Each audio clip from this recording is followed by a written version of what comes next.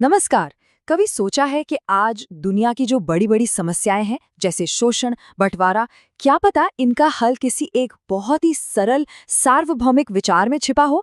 आज हम एक ऐसे ही दार्शनिक ढांचे को समझने की कोशिश करेंगे। तो चलिए इसमें जरा गहराई से उतरते हैं। इस पूरी सोच की बुनियाद इस एक गहरे विचार पर टिकी है।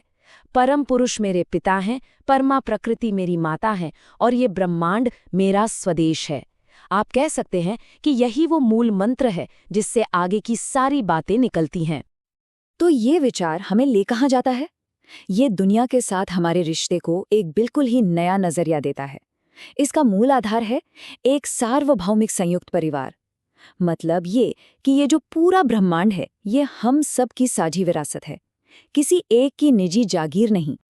इस बात को जरा और गहराई से समझते हैं। देखिए, स्रोत के अनुसार ये ब्रह्मांड एक सर्वोच्च सत्ता का एक कह सकते हैं कि एक थॉट प्रोजेक्शन है, एक मानसिक प्रक्षेपण। तो जाहिर है इसका मालिकाना हक भी उसी सत्ता का हुआ। इसका सीधा सा मतलब ये है कि हम सब मतलब हर जीवित प्राणी इस एक बड़े संयुक्त परिवार का हिस्सा हैं और इस साझी संपत्ति का इस्तेमाल करने का, इसका आनंद लेने का हम सबको बराबर का अधिकार है। लेकिन क्या होता है जब हम इस संयुक्त परिवार वाले सिद्धांत को भूल जाते हैं या नजरअंदाज कर देते हैं? बस यहीं से समाज में बीमारियां पैदा होने लगती हैं। तो चलिए देखते हैं कि इन समस्याओं का निदान कैसे किया गया है। यहाँ ये कहा गया है कि असली समस्या सिस्टम में उतनी नहीं है जितने कि खुद इंसान के मन में है। ये असल में एक मानसिक रोग है, एक साइकिक डिजीज है। तो आखिर ये बीमारी है क्या? इसे बहुत सीधे शब्दों में बताया गया है, दूसरों का शोषण करके अमीर बनने की महत्वाकांक्षा एक प्रकार का मानसिक रोग है। इस नजरिए से अगर देखें तो पूंजीवाद सिर्फ एक आर्थिक व्यवस्था नहीं रह जाता, बल्कि वो स्वार्थ और असंवेदनशीलता से पैदा हुई एक मानसिक बीमारी बन जाता है। और इस मानसिक बीमारी के लक्षण क्या हैं? ये हमें अपने चारों तरफ एक बटी हुई दुनिया के रूप में दिखते हैं, जैसे कि कुछ स्वार्थी लोगों द्वारा बनाई गई निजी संपत्ति की धारणा, जातिवाद, प्रांतवाद, राष्ट्रवाद और हाँ, पार्टी की राजनीति। ये सब वो दीवारें हैं जो हमें एक ही परिवार का सदस्य होने के बावजूद एक दूसरे से अलग करती हैं। तो सवाल ये उठता है कि इतनी गहरी जड़ें जमा चुकी इन समस्याओं को सुलझाएं तो सुलझाएं कैसे? और जो पारंपरिक तरीके हैं जैसे शांति की अपील करना, वो आखिर नाकाम क्यों हो जाते हैं? यहीं पर एक मुश्किल खड़ी हो जाती है। मान लिया कि पूंजीवाद एक बीमारी है, तो इसका सही इलाज क्या है? क्या सिर्फ प्यार से समझाना बुझाना काफी है या फिर कानून का डंडा चलाना चाहिए? यहाँ तर्क ये है कि सिर्फ समझाना बुझाना तो बहुत ही धीमी प्रक्रिया है, और अगर आप सिर्फ कानून का डर दिखाएंगे तो शोषक लोग उससे बचने के भी हजार नए रास्ते खोज ही लेंगे। तो फिर रास्ता क्या है? यहाँ शांति की परिभाषा को समझना बहुत जरूरी है। देखिए, शांति दो तरह की बताई गई है। एक है सात्विकी शांति और दूसरी है तामसिकी शांति। सात्विकी शांति वो है जो अन्याय के खिलाफ लड़कर संघर्ष करके हासिल की जाती है। ये मजबूत और गुणी लोगों की शांति है। और दूसरी तरफ है तामसिकी शांति।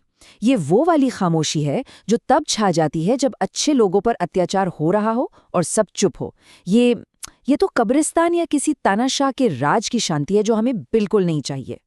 इसी विचार को एक बहुत ही दमदार मिसाल से समझाया गया है। बाघों के समाज में बकरियों के लिए सात्विकी शांति स्थापित करना असंभव है। इसका मतलब बिल्कुल साफ है, अगर सच्ची शांति चाहिए तो पहले अन्याय का सामना करने की ताकत हासिल करनी होगी। ठीक है, तो हमने समस्या को समझ लिया, अब समाधान की तरफ बढ़ते हैं। यहाँ एक आर्थिक इलाज का प्रस्ताव है जिसे समाजीकरण कहा गया है।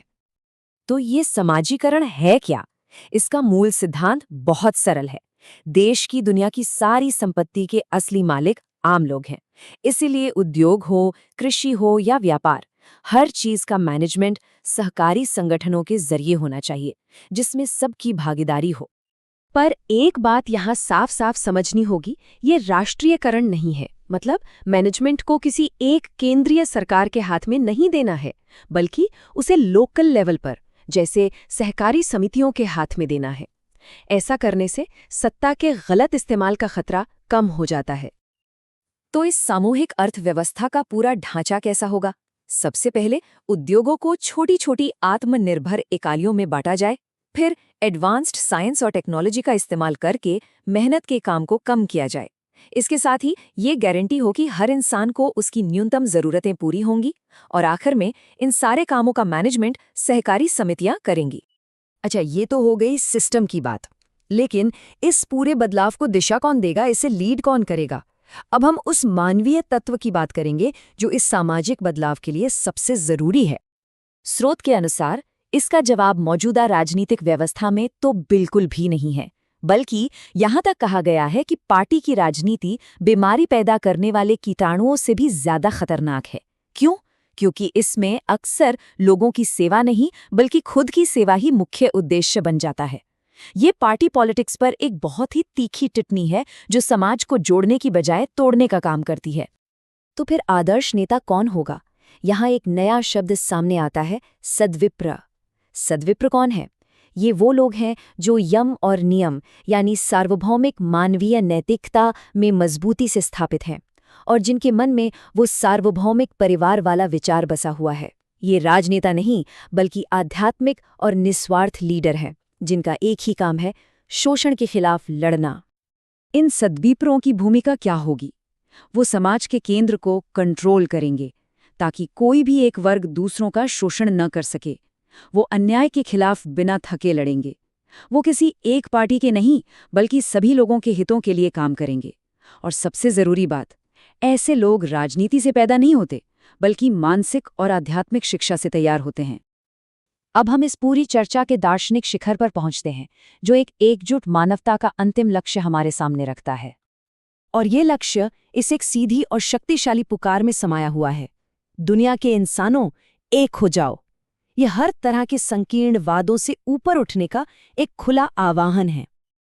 और अंत में हमें इस यादगार और प्रेरणादायक संस्कृत श्लोक के साथ छोड़ा गया है, संगच्छध्वम संवदध्वम, यानी हमारे लक्ष्य एक हों, हमारे दिल कभी ना बटें, हमारे मन एक मन की तरह सोचें, ताकि हम सब सद्भाव में रहें और उस परम सत्ता के साथ एक हो जाएं। इसी तरह का कंटेंट पाते रहने के लिए इसे लाइक करें और चैनल को सब्सक्राइब करें।